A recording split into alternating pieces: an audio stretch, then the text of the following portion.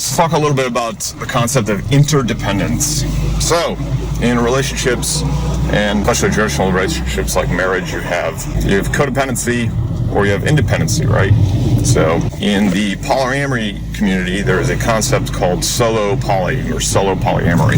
The problem I see with it is when it comes to human connections, everyone needs interdependence. In other words, a healthy relationship is two people or more people, if you're poly, all supporting each other in their own personal growth. So the problem I see with poly people, which was made clear to me, especially once I started really looking into it, is that they haven't understood the concept of interdependence. They're just independent, and that's what they want. The issue is that they can't commit.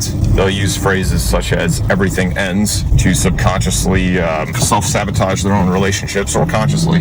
And they don't do anything long-term because they're either scared of commitment or whatever else is going on. In a healthy polyamorous relationship, you have commitment and you may commit to 2 or more partners for life instead of doing a 2 to 5 year stint, getting bored, moving on. So, and obviously, people are free to do whatever they want, but I don't see solo polyamory as a very sustainable long-term thing, because here's the deal. All your friends are eventually going to figure out what's actually important in life, and what's actually important in life is humans being interdependent on each other and supporting each other in their own personal growth. So I'll be interested to see the data. Solo poly is still relatively new from what I could see, but I think it's a natural reaction, just like a lot of polyamory is. It's a natural reaction to our screwed up society and how bad relationships are in the society, and the fact that people just don't understand each other and they don't have any empathy for what the other's going through. So there's that. And this is why you have a lot more guys these days looking for relationships in Southeast Asia, places like that, places where they haven't had a brainwashed rhetoric drilled into them about how they are supposed to be. And right now in this country, everyone preaches independence, which is cool, but interdependence is the higher level of that.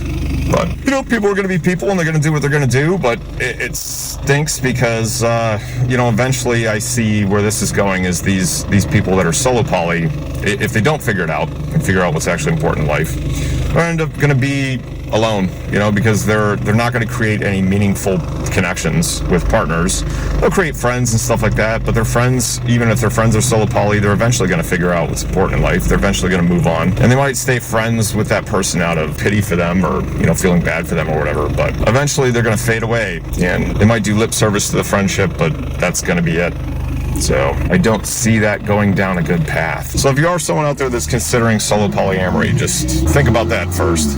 You might as well just be single at that point, because that's all the relationships you're going to have is single style relationships. You're probably not going, unless you figure out interdependence, you're not going to figure out how to actually maintain and sustain a relationship, and you are going to self-sabotage your own relationships, which is something I actually talked about and happened. So, yep.